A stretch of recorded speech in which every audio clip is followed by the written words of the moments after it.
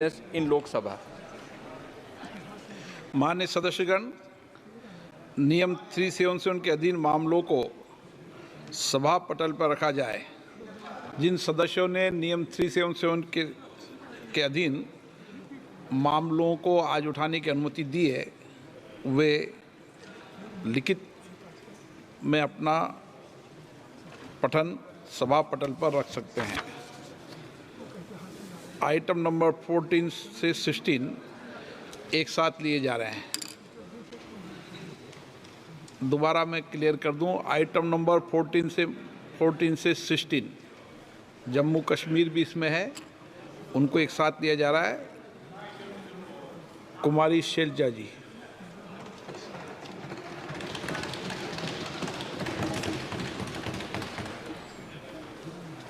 धन्यवाद अध्यक्ष महोदय। सर, मैं सबसे पहले बधाई देना चाहूँगी बतौर महिला फाइनेंस मिनिस्टर को, वित्त मंत्री महोदया को, कि इन्होंने 7 बार बजट पेश किया है, 6 बार बजट पेश किया है। साथ में बतौर कांग्रेस एमपी मुझे इस बात की भी खुशी है कि इन्होंने बहुत बड़ा दिल दिखाया है और हमारा मैनिफेस्टो पढ़ा, जिसे बड़ी मेहनत के साथ हमने तैयार किया। हमने कोई गारंटी इनकी सरकार की तरह, मोदी जी की गारंटी की तरह नहीं कहा, लेकिन हमारे नेता राहुल गांधी जी ने पूरे देश में जा जाकर लोगों को गले लगाकर उनकी दुख तकलीफ समझकर इस मैनिफेस्टो को सबके साथ मिलकर तैयार किया। और इन्होंने हमारा मैनिफेस्टो पढ़ा, अपनी गारंटी को साइड में रखा और हमारे मैनिफेस्टो को लागू किया। मैं इनकी बहुत शुक्रगुजार हूँ। अब मैं इस बजट को क्या बोलूँ? कुर्सी बचाओ बजट बोलें, विकसित बजट नहीं लेकिन विचलित बजट बोलें, या फिर एक और जुमला बजट बोलें, क्योंकि फिर बार बार हमें जुमले नज़र आते हैं इसमें। आपने 4 लोगों की बात की, लेकिन ये 4 कौन लोग हैं? गरीब, महिलाएं, युवा, हमारा अन्नदाता किसान। लेकिन इनकी गिनती कैसे हो? क्या मालूम पड़े कौन क्या है? क्या मालूम पड़े कि ये योजनाएं किसके लिए बनाएं? क्या मालूम पड़े कि टारगेट ग्रुप कौन है? अगर आप कास्ट सेंसस नहीं करेंगे, अगर आप सेंसस को सार्वजनिक नहीं करेंगे, राहुल जी ने, हमारे नेता ने मांग की कि सेंसस किया जाए, कास्ट सेंसस किया जाए, लेकिन ये सरकार चुप्पी साधे। एंड आई वंडर कि इसके बारे में इनके सहयोगी नीतीश कुमार जी क्या कहना चाहेंगे कास्ट सेंसस के बारे में। उन्हें तो बहुत कुछ मिला है, लेकिन सर, ये बजट है किसके लिए ये भी तो पता चले। क्या केवल 2 राज्यों को ही उन पर मेहरबानी हुई है, या पूरे देश पर भी कुछ नज़र डाली गई? ऐसा नज़र नहीं आता कि 2 राज्यों के अलावा कुछ दिखा हो, या फिर भाजपा शासित प्रदेशों के अलावा कुछ नज़र आता हो। सर, मुझे याद आता है कि जब माननीय प्रधानमंत्री जी मोदी जी माननीय मुख्यमंत्री होते थे और उस समय हमारी सरकार थी और वो एनडीसी की मीटिंग में आते थे, अब तो खैर एनडीसी भी नहीं रहा, और वो हमेशा कोऑपरेटिव फेडरलिज्म की बात करते थे। अब शायद वो शब्द पूरी शब्दावली से निकल चुका है, कम से कम भाजपा की और सरकार की शब्दावली से निकल चुका है। लेकिन 2 राज्यों को भी मैं थोड़ा आगाह करना चाहूँगी। नीतीश जी तो हमारे साथ पुराने रह चुके हैं, 10वीं लोकसभा में थे, सब समझते हैं। नायडू जी भी बहुत अनुभवी हैं, राजनीतिज्ञ हैं। इनकी बातों पर ना जाएं। आज बेशक लगता हो कि बहुत कुछ दिया है, लेकिन नज़र फेरते देर नहीं लगती, तो इसलिए उनको भी मैं आगाह करना चाहूँगी। आज खुशियाँ मनाएं, लेकिन समय बदलते देर नहीं लगेगा सर। तो ये जो बजट पेश किया गया, इसमें जो इन्होंने गारंटी की बात की, शायद लोगों को विश्वास नहीं हुआ और इसीलिए 303 से लेकर 241 पर आ गए। विश्वास पैदा करना इनका काम है, इन्होंने विश्वास खोया और तभी ये डाउनस्लाइड हुआ। आज के दिन भी जब बातें होती हैं बजट में, हम सुनते हैं तो ऐसा लगता है कि कुछ पर मेहरबान और बाकियों को दरबान बना दिया गया है। दरवाजे के बाहर खड़े रहो, अगर मेहरबानी होगी तो शायद आपको कुछ मिल पाएगा। सर, जब प्राकृतिक आपदा की भी बात होती है, भाजपा शासित प्रदेशों के लिए तो सेंट्रल असिस्टेंस की बात की गई बजट में, लेकिन हिमाचल प्रदेश की जब बात हुई तो एक्सटर्नल एजेंसीज़ की बात आ गई वहाँ पर कि उनके माध्यम से मदद की जाएगी। ऐसा भेदभाव क्यों? ये नहीं होना चाहिए और इसकी हम घोर निंदा करते हैं कि आप सबके साथ ऐसे भेदभाव। और फिर एक बात और सर, हरियाणा, महाराष्ट्र, झारखंड और शायद जम्मू कश्मीर चुनाव की ओर जा रहे हैं, पर ऐसा लगता है कि सरकार ने पहले ही हार मान ली। इन राज्यों का जिक्र तक नहीं, 3 राज्यों का जिक्र तक नहीं हुआ, कुछ दिया तक नहीं। और दुख इस बात का है कि आज 3 केंद्रीय मंत्री हैं हरियाणा से केंद्र में, एक तो मुख्यमंत्री भी रह चुके, लेकिन हरियाणा को कुछ नहीं मिला। मुझे मालूम नहीं कि अंदरूनी इनकी क्या बातें होती हैं, वो तो खैर सार्वजनिक हो नहीं सकती, लेकिन दुर्भाग्य है मेरे राज्य का, हरियाणा का, कि 3 केंद्रीय मंत्री होने के बाद भी हमें हरियाणा को ये कुछ ना दे पाए हैं और नाम तक लेना मुनासिब नहीं समझा। सर, किसान की बात है, किसान की आय दुगनी करने की बात कही गई। स्वामीनाथन कमेटी रिपोर्ट की बात लागू करने की शुरू में की थी, लेकिन बहुत कन्वीनियंटली आसानी से अब स्वामीनाथन कमेटी रिपोर्ट का नाम तक नहीं लिया जाता है। एग्रीकल्चर का, कृषि सेक्टर का बजट आधे के करीब हो गया है। 2019-20 में जहां 4.97% था, इस बजट में आपने 2.74% करके छोड़ दिया है। बात करते हैं एमएसपी की।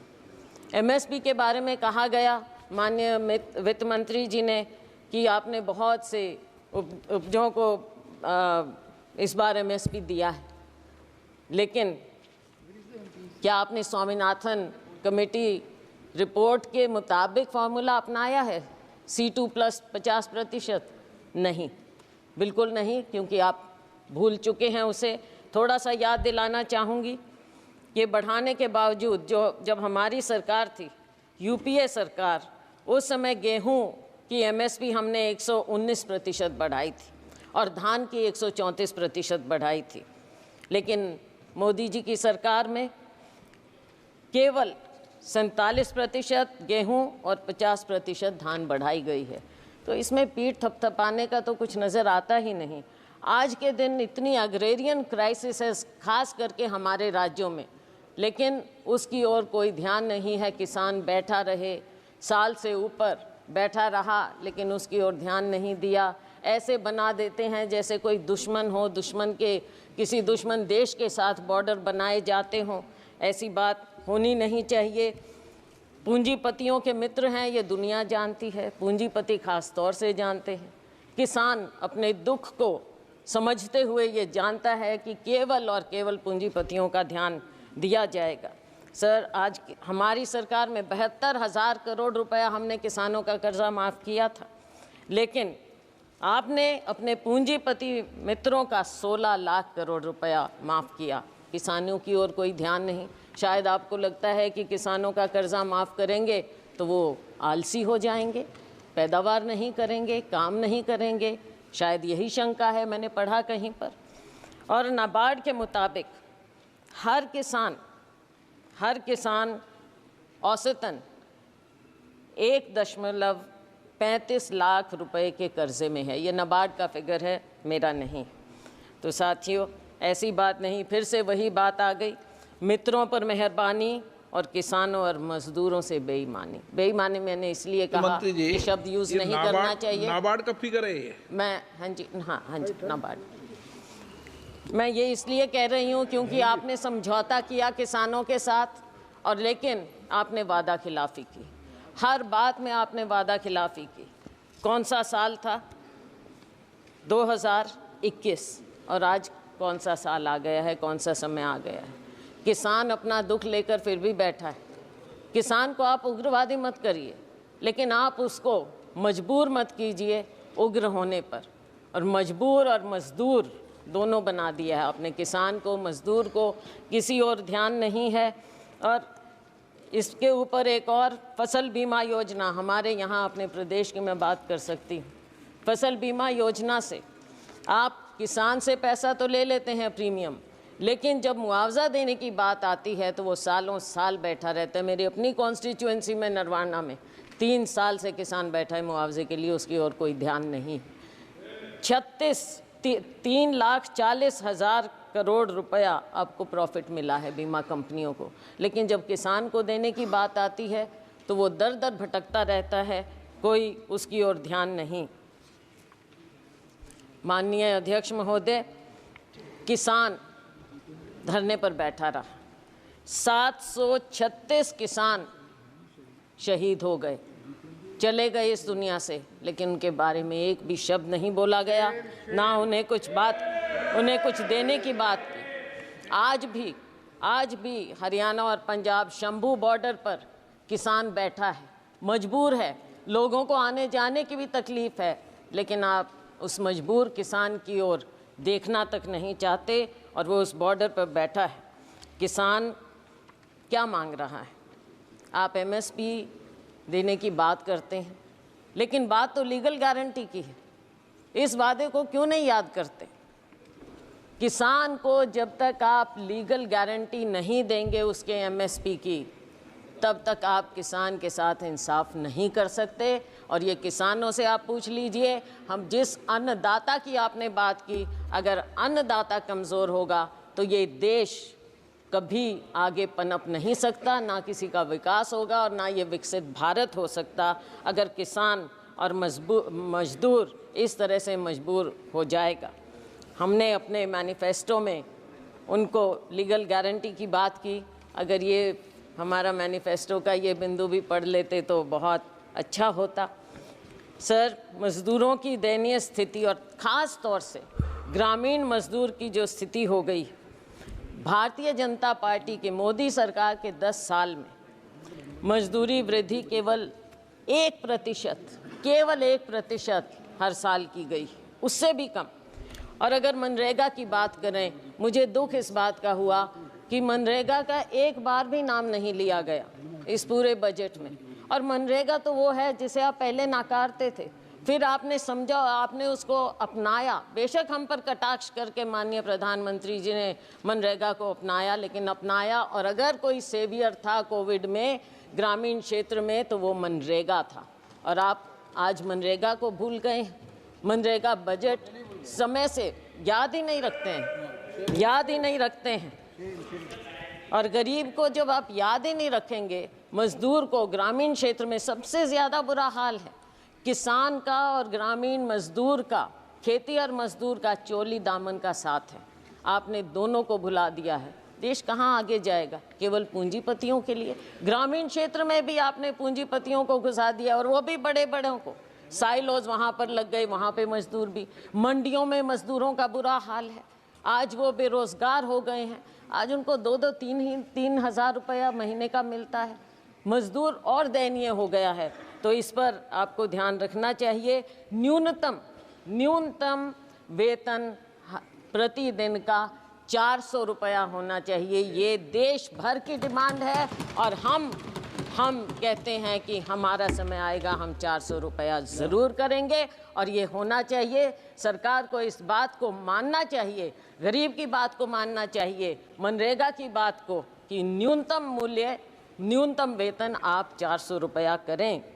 आप गरीब को भी 5 किलो अनाज देकर कृपया लाइन में ना खड़ा करें, उसे उसका हक दें, उसको ऊपर उठाने की बात करें, ना कि केवल आप कहते हैं कि 80 करोड़ रुपए लोगों को दे रहे हैं। तो क्या 80 करोड़ लोग लाइन में लगे रहेंगे? हमेशा गरीब रहेंगे और अमीर अमीर होता जाएगा, जीडीपी बढ़ता जाएगा। किसके लिए? केवल आंकड़ों के लिए। और सर, महंगाई की बात मुझे याद आती है, सुषमा स्वराज जी बहुत सम्मानित, हमारी पूरे सब उनको मानते थे, नेता थे, भाजपा की बहुत वरिष्ठतम नेताओं में से थी। मुझे याद है जब बजट एक बार पेश किया गया और उसमें उन्होंने कहा, प्रणब मुखर्जी साहब वित्त मंत्री थे, और उन्होंने कहा, दादा आंकड़ों से पेट नहीं भरता। मैं ये याद दिलाना चाहूँगी सत्ता पक्ष को कि आंकड़ों से पेट नहीं भरेगा।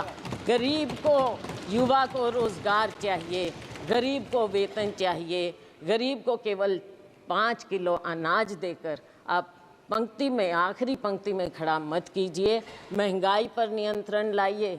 महंगाई पर नियंत्रण आप क्यों नहीं कर पा रहे हैं? जो ऑयल कंपनीज हैं उनका मुनाफा बढ़ता जाता है, लेकिन क्या आप आम उपभोक्ता को कोई राहत देते हैं? क्या किसान तक कोई राहत पहुंचती है? गरीब तक कोई राहत पहुंचती है?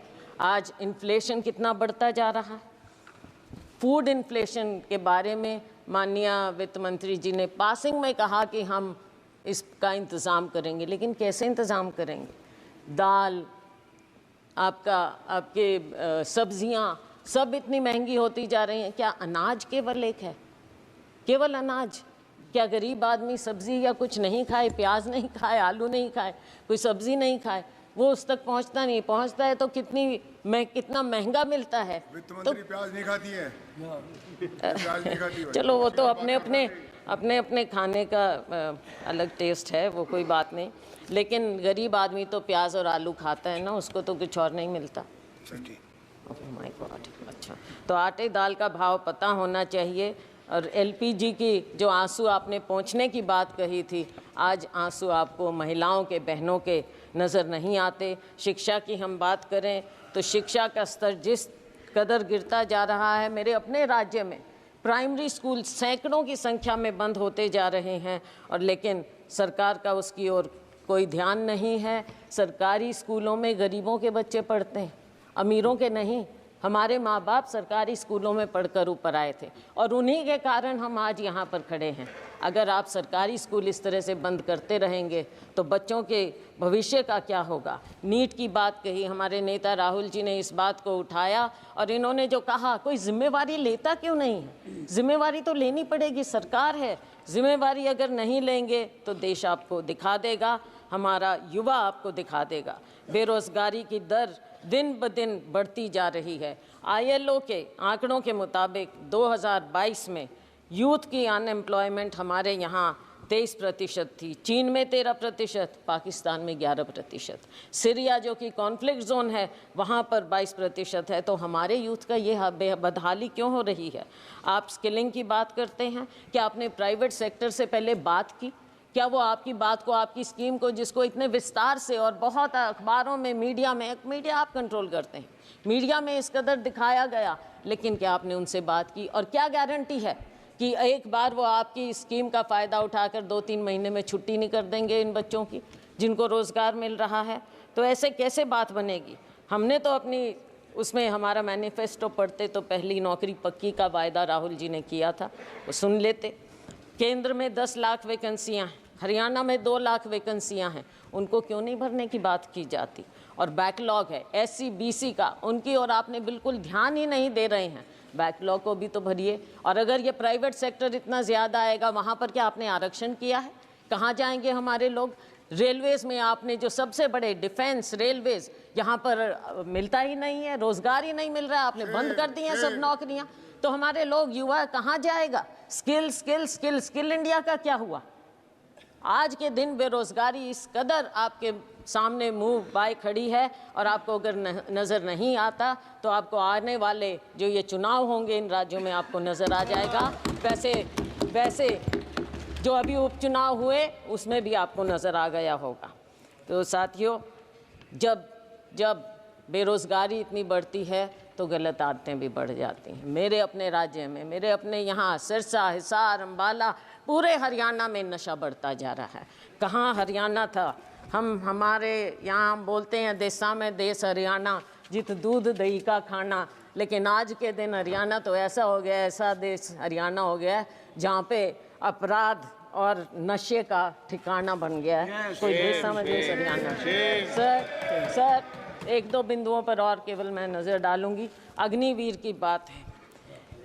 अग्निवीर के खोखलेपन का पर्दाफाश राहुल गांधी जी ने यहाँ पर इस सदन में किया है। सरकार कितने ही टॉल क्लेम्स करे, लेकिन असलियत अगर आप ज़मीन पर जाएंगे तो आपको पता चल जाएगी। आपने दो कैटेगरी बना दी है।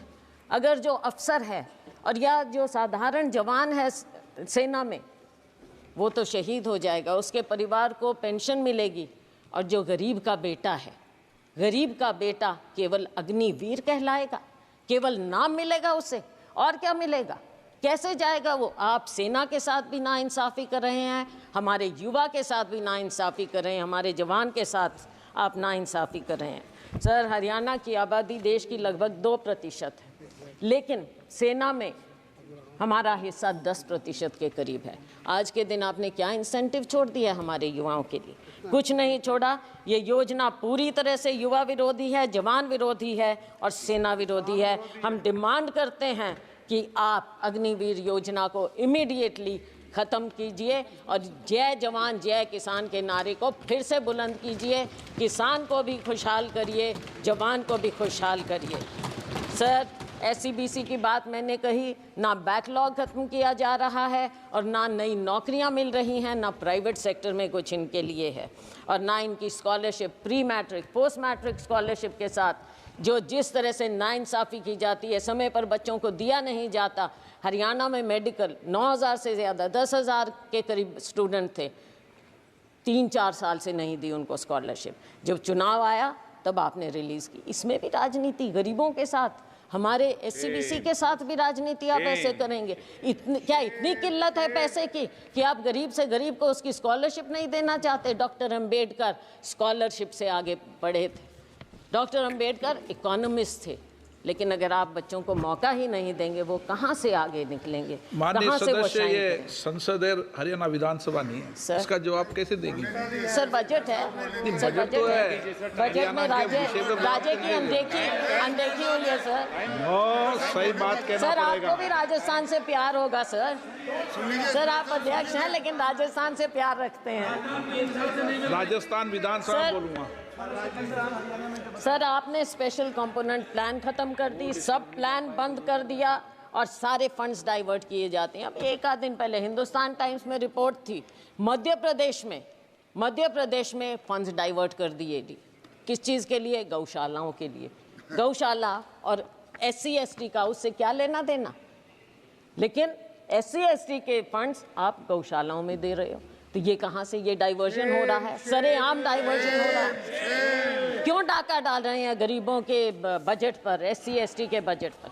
सर, जहाँ तक कि हेल्थ की बात है, हेल्थ का एक्सपेंडिचर भी गिरता चला जा रहा है और पिछले समय में 2% के करीब आपने 2 साल बजट एस्टिमेट्स में और एक्सपेंडिचर में फ़र्क आ गया है सर, तो आगे वो गिरता ही चला जाएगा। और सर, आपकी कमिटमेंट हेल्थ सेक्टर में कोविड में देखा, लेकिन उसके बाद भूल गए। मैं एक और, आप सर बुरा नहीं मानना, अपना राज्य होता है, थोड़ा सा मेरे को बोलने दीजिए। सर, हरियाणा में माननीय प्रधानमंत्री जी ने फाउंडेशन स्टोन रखा था आयुष यूनिवर्सिटी का, क्या हुआ उसका? आज तक एक पत्थर नहीं लगा है कुरुक्षेत्र में, एक पत्थर। माननीय वित्त मंत्री जी पता करें।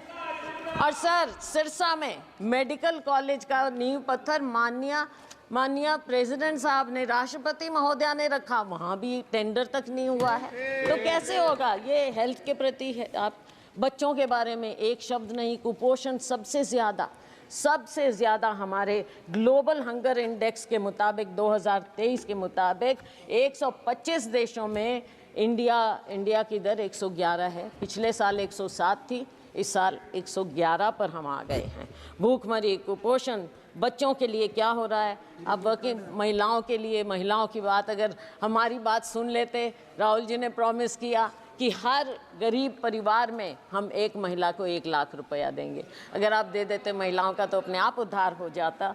थोड़ा सा सुन लेते, हमारी थोड़ी बात मान लें, इसमें कोई शर्म की बात नहीं है। आपके पास आइडियाज़ नहीं हैं, हमारे पास हैं, हमारे आइडियाज़ ले लें, सुझाव ले लें तो देश का भला हो जाएगा, बहुत भला हो जाएगा। हमारे पूर्व मुख्यमंत्री जी यहाँ पर अब मंत्री हैं, बहुत बढ़िया उनके पास मंत्रालय हैं, लेकिन अगर शहरों की बदहाली, आप एक तो नाम बदलने का बड़ा शौक है, अब सिर्फ इसलिए क्योंकि JNNURM राजीव आवास योजना रखा, नाम से आपको थोड़ी दिक्कत है, शायद नफरत है, तो वो नाम बदल दिए स्मार्ट सिटी। अब सर स्मार्ट सिटी फरीदाबाद में आप अगर 2 कदम पर है Faridabad, it is an overgrown urban slum. कहाँ से स्मार्ट सिटी है वो, किस हिसाब से, कचरे के ढेर हर जगह। और मिलेनियम सिटी गुड़गांव, खुद कॉलीग वहाँ से मंत्री, वहाँ से MP, 2 दिन पहले उनका इतना बड़ा इंटरव्यू छपा था कि वहाँ पर क्या बदहाली है गुड़गांव में कचरा प्रबंधन की। आप उनकी ही बात सुन लें क्या हो रहा है। मैं उम्मीद करती हूँ कि आपस में कॉलीग्स जो माननीय पूर्व मुख्यमंत्री हैं वो अपने यहाँ पर कॉलीग की बात सुनेंगे, दूसरे फरीदाबाद में एक और कॉलीग हैं केंद्रीय मंत्री, उनकी बात सुनेंगे। इन शहरों का तो थोड़ा आप कल्याण करिए।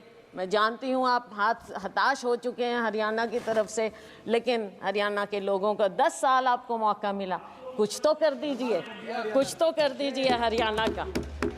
पीठ मत दिखाइए हरियाणा को। अच्छा, स्वच्छ भारत का कहीं जिक्र ही नहीं है, भूल गए। वो ऐनक भी फेड हो गई जो गांधी जी की आपने ले ली थी और हर दीवार पर चिपका दी थी, वो ऐनक भी अब नज़र नहीं आ रही है। पता नहीं क्या हुआ, वो कचरे में ही शायद उसको भी लिप्त कर दिया आपने। सर रेलवेज़, माननीय मंत्री जी थे यहाँ भी, तो उनकी बात चलो मेरे कॉलीग बोल देंगे, मैं और ज़्यादा समय 1-2 मिनट और लेकर ख़त्म करूँगी। तो रेलवेज़ का भी जो हाल है हरियाणा में डिटेल में मेरे कॉलीग बता देंगे, लेकिन 1-2 बात ज़रूर कहूँगी कि जो उस समय मुख्यमंत्री थे उन्होंने गुड़गांव फरीदाबाद के लिए जनवरी 16 में कहा था, ट्वीट किया था, आज तक कुछ नहीं। बल्लभगढ़ मेट्रो सैंक्शन हुई थी, आज तक उसके बारे में कुछ नहीं, ना कोई प्रावधान, ना कुछ और, ना NCR का ध्यान, ना हमारे राज्य का ध्यान। सर इंटरनेशनल एयरपोर्ट कब प्रॉमिस हुआ था? 2019 में, लेकिन और 2021 तक कंप्लीट हो जाना चाहिए था हिसार में इंटरनेशनल एयरपोर्ट, उसका कोई जिक्र नहीं, कुछ मालूम नहीं। Sir nuclear plant Gorakhpur, Hisar के पास गोरखपुर है, न्यूक्लियर प्लांट, वहाँ पर आपने एनर्जी के बारे में काफ़ी कुछ कहा है, खुशी है हमें, लेकिन उसका क्या हुआ, उसका भी थोड़ा जिक्र कर दें, किस स्टेज पर है, कब शुरू होगा, कब हम देखेंगे, कब हमें वहाँ से बिजली मिलेगी, उस न्यूक्लियर प्लांट का भी कुछ बता दें अगर माननीय वित्त मंत्री महोदया, तो पता चलेगा। तो सर बस मैं अंत कर रही हूँ सर, 2 मिनट में हाँ, डॉक्टर मनमोहन सिंह जी ने उसको जाकर उसका फाउंडेशन, तो सर आज के दिन कोई और कुछ बचा नहीं है। यूथ ने आपको पनिश कर दिया, महिलाओं ने आपको पनिश कर दिया, आपने हमारे किसानों को इंसल्ट किया, उन्होंने आपको पनिश कर दिया, अग्निवीर ने आपको पनिश कर दिया, लेकिन सर बहुत दुख की बात है आप फिर भी नहीं सुन रहे हैं।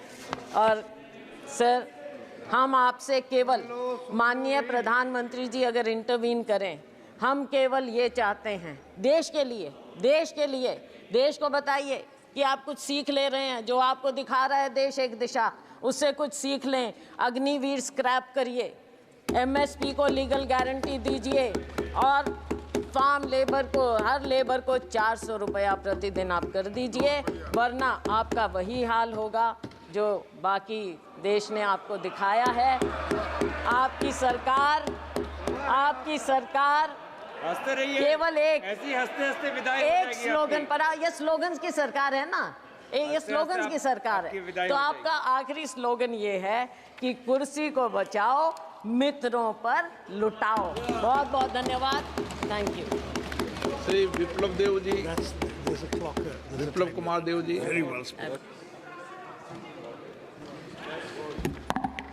न्यूज नेशन अब व्हाट्सएप पर। खबरों के ताजा अपडेट के लिए न्यूज नेशन के इस क्यूआर कोड को स्कैन करें।